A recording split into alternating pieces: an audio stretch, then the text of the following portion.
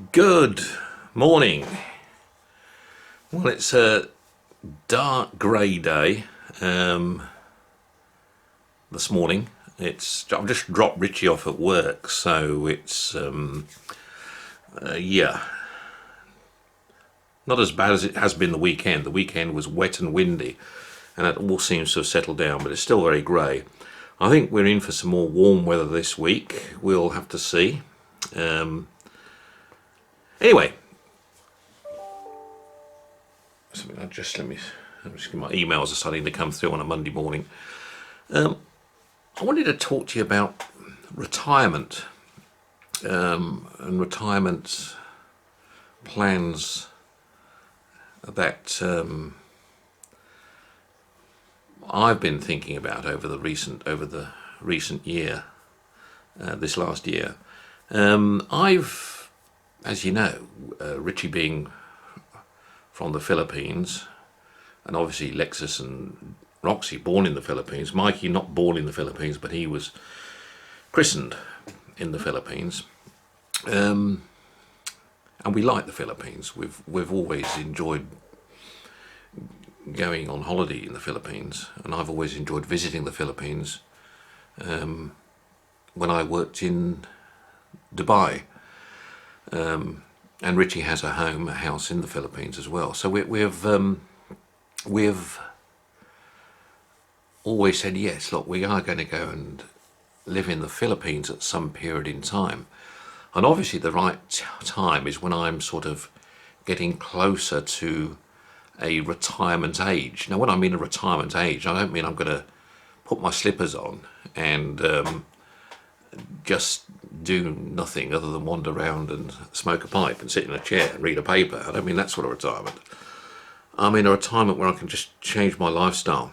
A little bit like some of my colleagues of the part, Dan Fenter, for example, in South Africa, who got out of retailing and bought a farm and got into farming and in South Africa. And there's been others that have gone and done other things as well. There's been people who have gone and bought land and opened up holiday homes in various parts of the world. It's more about, I suppose it's not so much about the retiring as the change of the lifestyle, which is what I'm looking for as much as everything else. I love the idea of off-grid living. One of the frustrations I have with living in the UK, and I mean I love the UK culture, don't get me wrong, I like the UK and England and Scotland and Ireland and Wales and everywhere else, and I love the London. It's great, to go and visit London and walk the streets of London and take it all in. But what I don't like about the UK is, as you've probably guessed by now, is the politics and the regulation. You probably heard the word nanny state, and yeah, I do think, Libby, sorry, that's my dog scratching. No, not scratching, just waking up and scratching the chair. Anyway, yeah, nanny, it's the fact that we've got everything sort of what we can do and can't do in rule books to such an extent, and we have to do this and we have to do that. We have to deal with our refuse this way. We have to do this way. We have to pay for this way. Everything has got this regulation in everything to such a degree that you can't really get away from it. You have to do it.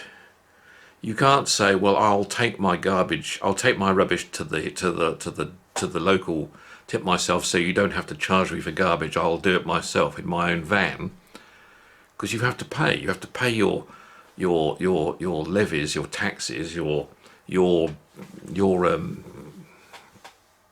council tax, regardless of whether you're going to do that type of thing or not. So there's no freedom. The regulation has become so tight in the UK for controls, and costs have gone out of through the roof. I mean, the cost of land is so ridiculously high in the UK. It's ridiculous. And I know that's the case in many parts of Europe, particularly the Germany, France, in particular. Land isn't expensive in all parts of Europe. I know Spain is cheaper, I know Greece is cheaper, etc. as well. But it starts with land prices being extremely high. Then building houses on the land becomes even more costly. Building regulations are much tighter to control. And there we go into further things. Now, I suppose it's to a point where everything of that nature becomes more difficult. And then when talks about retirement here, and yes, they have retirement homes fully staffed that are very expensive to get into. When you get to an age when you may have to go into a retirement home, any savings you've made in your life's work are all going to end up being put into paying for your retirement home, because they are asking extortionate fees for looking after you in an old age home, if that's where you want to end up, and if that's where your family want you to end up. So yeah, I have a concern with the whole structure of society and how it happens in the UK these days. It's not like it used to be. When I say it used to be, when my grandparents were living in Castle Ashby and growing their vegetables and having their chickens in their yard, and were going to town once a week if they felt they needed to. It was a different lifestyle. Life today is very different. Yes, you can jump onto a plane and go anywhere in the world very quickly. Yes, you can have 4 holidays a year if you want to. I mean, a lot of UK people, what I would describe as normal, average couples, have 3, 4, sometimes 5 holidays a year abroad in places like Ibiza and Mallorca and Spain and Greece and so on. To get away from the cold weather and the damp weather, and they get the cheaper alcohol and all the rest of it. So it's an easy decision for them. That's what they want when they're that age. And that's become society. So one works from one holiday to the next holiday through the course of the year, and that's life. And I think it's a little bit sad. I think it's a little bit sad, really.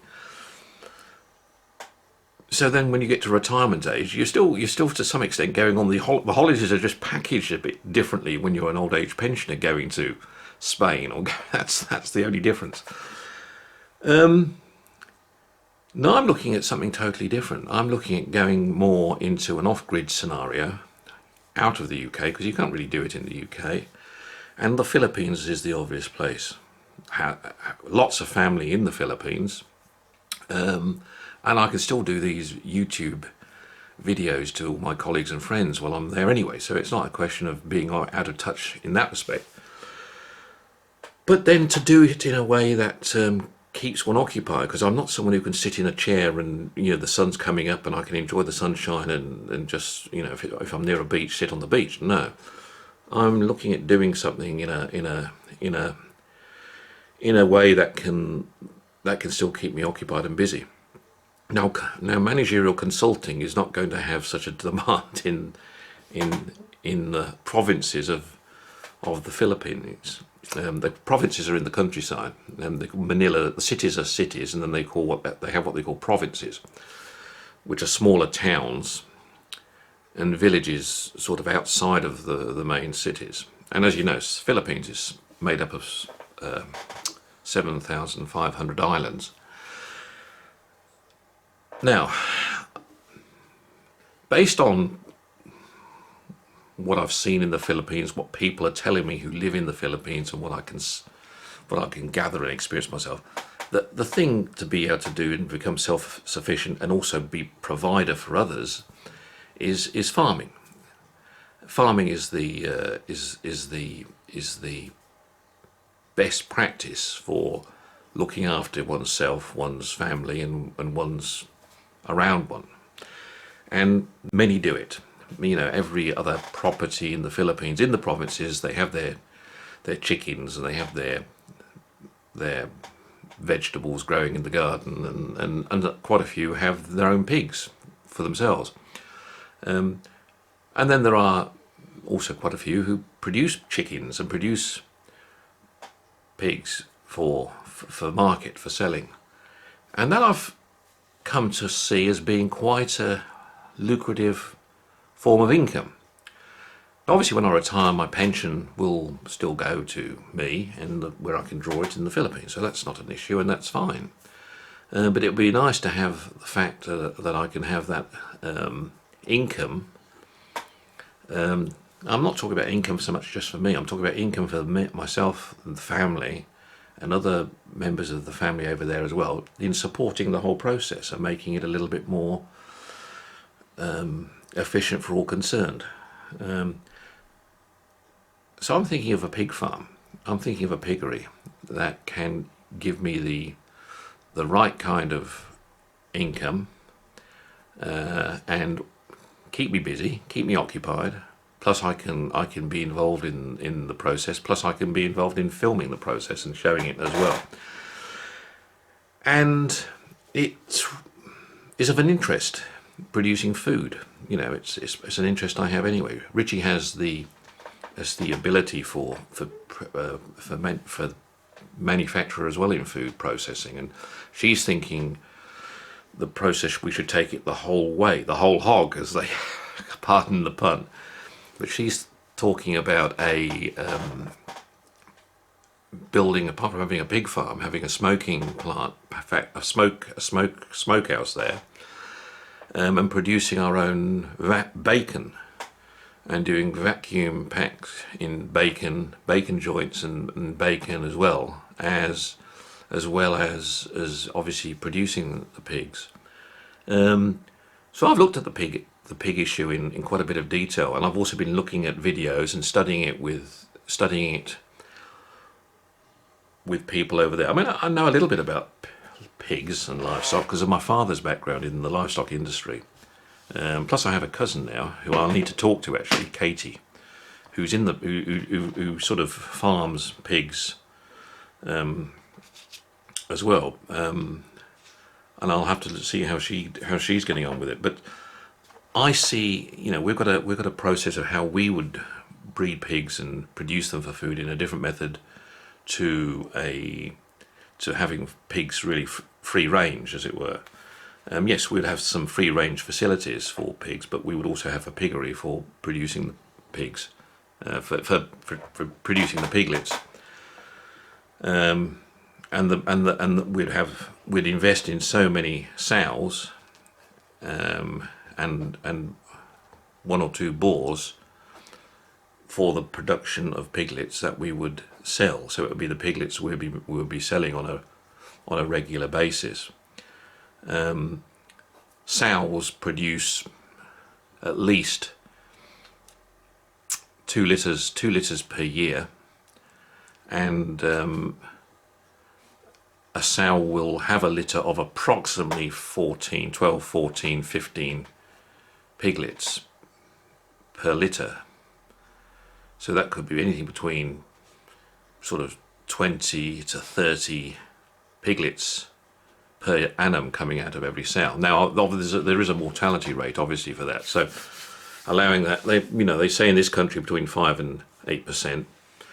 Philippines, it might be a little bit higher, but say on average a sow is dropping 10 piglets at a time per litter. So that's 20. Piglets are selling in the Philippines. It seems to be a standard price across the Philippines at the moment, but they are selling for approximately 2,500 pesos. So it's a good earner, and I will run through numbers, and so people who know or watch this video from the Philippines can confirm with me if they think my figures are far off or not. And I'll run through a whole sort of worksheet of how I've calculated numbers, and then you can tell me whether I'm right or whether I'm wrong on this. My father-in-law, Tatay, would be a good one to come back to me on, but also my brothers who are brother-in-laws who would know the industry fairly well as well, and it gives us a good insight into where we start. Yeah. Before I do that, have a look at this little video and give you some idea of what I'm talking about. Welcome to this overview of the operation and routine procedures for the efficient running of the 360 farrower.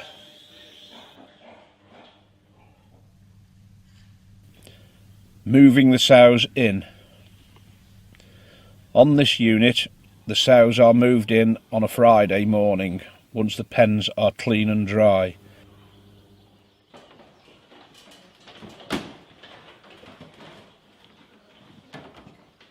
We tend to place a maiden gilt between two sows for the potential calming effect. Preparing the pen pre-farrowing. Approximately 48 hours prior to farrowing date, we introduce the paper bedding and put on the green LED lighting over the water-filled heat pads. We believe the green lighting has a calming effect on both the sows and the piglets. Once the sow shows nesting behaviour, we will add extra bedding. We tend to run the farrowing houses a few degrees warmer until all sows are farrowed. For the sow's comfort, we have installed easily accessible water-filled cooling pads. Farrowing management. We allow the sow or gilt to farrow with the pen fully opened. This allows the sow the freedom to choose where she feels most comfortable to farrow. However, if the animal is agitated or aggressive, we can restrict her movement for the protection of the piglets. Once she is settled, we reopen the farrower.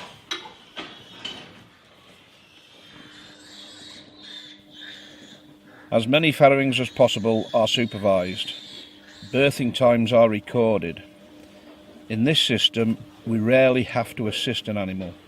However, if it did become necessary and the sow is lying with the nose to the trough, we would close up the 360 farrower to enable us to assist her safely. In the event of the sow lying with the nose to the gate, it will first be necessary to gently stand her up and turn her round. Once assisting is complete, the farrower is reopened. Once farrowing is complete, with a large litter size, we will split suckle the piglets. Are these? Uh-oh. There were many. They got a dog in there acting like a pig.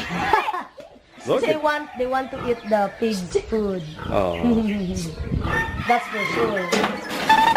whoa.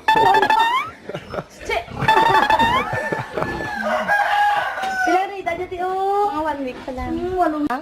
Oo, magano. Those are about a week, a little over a week old? Yeah, this one, tiyo? 20 days. 20 days? Yep. 20 days. Now a full-grown pig, how much do they sell it for? Ano ang mga ginabaligyan nyo? Amo na eh? 20 days? Mga 45 days. 45 days din. And then how Ay, amo na eh? much can they get for Pila it? na siya, te? Isa? 2,500. 2,500? After 45 days. After 45 days or 30 days, ha? 30 days, okay naman natin. Basta namin na siya magkaon. Oo. But Auntie said that it's ready to sell if they eat well already. Oh, okay, okay. But if they don't and they still want to eat the milk of their mama, Then they can't. they can't. won't They sell. can't be sold. Yeah. Okay. Oh. Oh, here's it. Oh, here's another pig. Oh, you another pig. Here, piggy. That's a puppy, guys. Yeah. It's not a pig. Just acting like a Uh-oh, pig. don't scare it. Ano magano? Sino pa ito? Mawala na. You just pet them. They will come Now, down. what do they eat? What kind of Ano food? ginagawa? Hindi pa kadagan. What do they eat? Ano ginagawa nila? Feeds? Like what? Feed? The coconut husk. The ground coconut. No. The ground rice.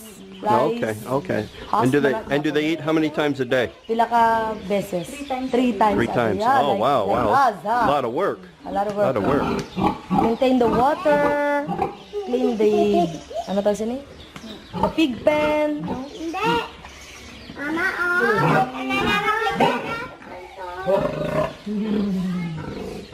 Hoy, tita. Okay, well, I hope you didn't get too cheesed off with the pigs. I'm going to just read some numbers here that I've been calculating, working on in terms of having a piggery. Now, in terms of land, well, you know, Richie, as I said before, Richie's got some land there already in a home there and everything else. But I wasn't, you know, you don't what you don't want to do is have build yourself a piggery or pigsty right next to your house. I mean, that's the last thing you want to do. So because it's not going to be great in terms of the smell, obviously. But so you've got to have a piece of land that can really do what you need it to do as for the piggery. Now that we're going to look at. I mean, Richie is saying, well, perhaps we can get some onto where we are, and her father would know more than I would about that. But I think it would be a bit too tight for what I think we need to do. I mean, the family live on the ground around, so although it's a fairly big piece of ground where everyone lives, it's, you know, once you start putting 30 odd pigs on it, it's not going to be such a big piece of ground anymore. So anyway, so sort of land prices in the Philippines are cheap, they're not expensive, and for the sort of requirements we would be looking for land, I'm sort of looking at a piece of land in the region of 700,000 pesos, which is about £10,000. Thereabouts, not much out of that. So that would be the first cost of the piece of land. Obviously, whether we'd put a homestead on it or some sort of facility, you know, on that piece of land would be a smokehouse and office facility, and we may have a homestead on it as well. It depends on the position of it, how much we actually got and everything else. Then in terms of building a piggery, and this would include the labour and all the materials, for a piggery that would, with pens that would, so it's basically pens with a shade and concrete floor, concrete walls up to a certain height, and then obviously fresh air above that height. Pens with division in them for sows and piglets to move freely. We're talking there in the region of 350 pesos, which is about £5,000. These figures I'm getting from people who are doing this already in the Philippines, and they're doing it as guidance and instruction, so it's real figures. So I can state these figures as being more or less correct based on what I'm seeing people do now in the Philippines. In terms of pigs, we're sort of thinking of 30 sows or pigs, you know, the female pigs that are just about become breeding pigs. So they're not quite sows, and they're only sows once they start breeding, but at that level. So we're talking of 30 of those and 2 boars, and we're looking at a price there for the total amount of about 130,000 pesos, which is £1,864. Then we're talking of the feed for pigs, because this is quite a cost in the Philippines. There is local feeds produced, and there are feeds that are imported as well. There's quite a few companies out there that supply feeds. They also do and these companies also not only provide feeds, they do quite a lot of work in the industry in supporting pig producers around the country with training and animal husbandry support and advice, and even veterinary advice and things like that as well. So they're quite a good services provided. You've got to remember, pork is the meat in the Philippines. It's very popular, as it is across Asia, across China and Thailand and Malaysia and everywhere else. So it's popular. and therefore it, well, not Malaysia so much, but in Thailand, Vietnam, obviously the Philippines, that part of Asia. So feed, I was talking about feed, wasn't I? Feed, now this is a cost for 12 months, the feed. We're talking there a figure of 250,000 pesos, which is £3,600. That feed is a balanced, and it would provide sufficient, and it's broken down into when the sows are in, when the sows are pregnant, the feeds change to this, and when they're weaning it, it's this, and this is what the piglets get, and this is what the sows get, etc., and this is what the boars get. Okay, so the total cost for setting up the whole piggery, with the land, with the building of the whole process, buying the pigs, buying the feeds for a year, etc., and allowing a little bit of in that feed price is also a little bit of leeway with veterinary fees as well. We're talking a total there of 1,430,000 pesos, which works out at £20,464. So that would be the startup costs. Okay, so startup costs in getting that piggery up and running in the first year. Now in year one, and as I've said, there's 30 sows producing 2 litres per year. Each litre, taking it as realistically after, piglets not making it. There's a litter of 20 piglets in the year. So that's 600 piglets would be produced per year in this piggery at a selling price of 2,500 pesos per piglet.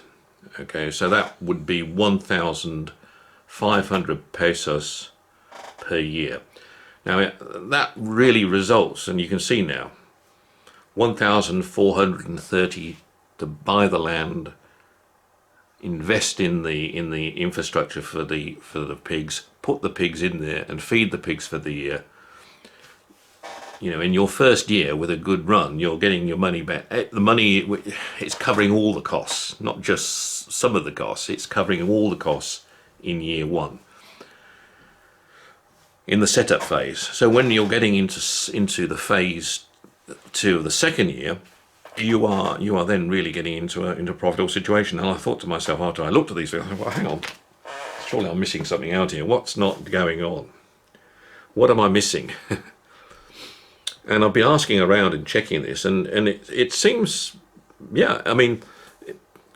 a piggery managed effectively and properly in the Philippines can be a very lucrative form of business, because pork is in high demand across that part of the world. Everyone is even despite people having their backyard pigs, and pigs being in quite a few neighborhoods, there is never enough pork in the Philippines, and the price is standard, and you're not worrying about undercutting people on price or anything like that, because the price seems to be very standard on piglets out there in the market as well. So you're bringing them through the system, through the year, at a constant rate. Now there are some breeding methods, and there are some in terms of how you farrier them. And obviously, I mentioned my cousin here in the UK. She's producing pigs, as I understand, free range. But there's a combination of being able to do both, depending on the land and the space you have available as well. The important thing I would say with this is that it's controlled very well. I'm not talking about the financial control only. I mean, yes, obviously financially controls are very tight in terms of watching those costs, but also the quarantine and maintaining good health regulation and making sure that, you know, that people coming on site and off site are cleared of, you know, go through a process of disinfecting on and off site and things like that, which one would have in place. So you are controlling that process as well, and but that's not a difficult thing to do. And I've seen all the feed suppliers have their own processes and systems in delivering on that as well. So it's got, yeah, look, it's got merit. Now it's only one potential. There's others. There's chicken production. There's growing rice. There's many other forms of agriculture one can look at. My father-in-law has been a farmer all his life, so he's been producing fruit. He's got chicken. He's got when I was there last time, he had turkeys. He was growing calamansi. Yeah, growing eggplant. Lots of things.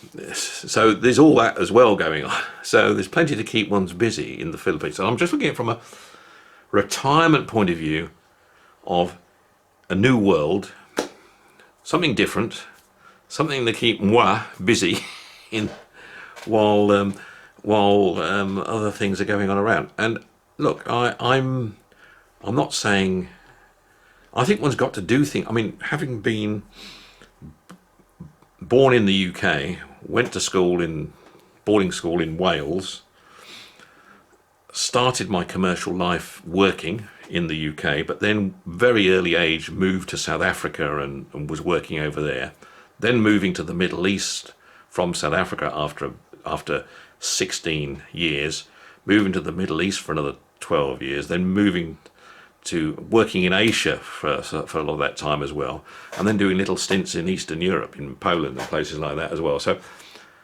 back in the UK for the last 10 years,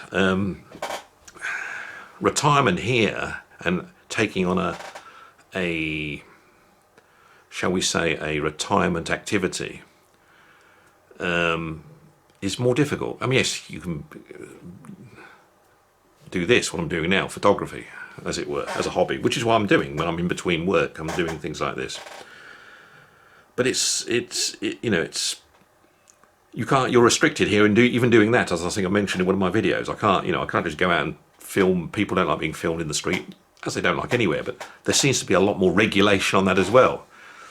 You know, you can only fly your drone in so many places. You can't take pictures here. You can't take photographs there. You can't do video here. So all of that is what I'm also looking at as one. And you know, it's not.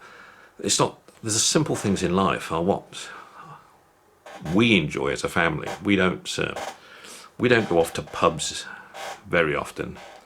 The English pubs, yeah, we enjoyed them. I particularly enjoyed it when I was visiting. But I'm not a banterer, someone who banters in a pub.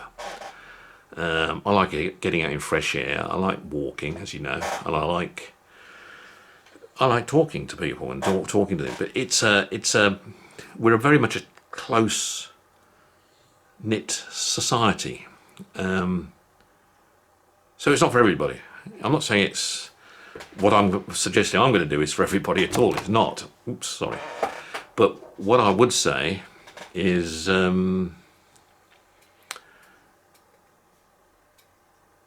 these things, you think of this didn't come to my head in the last year or 2 years. It's been creeping around in my head for the last 10 years. So it's getting to a point in time where I'm thinking it's soon going to happen.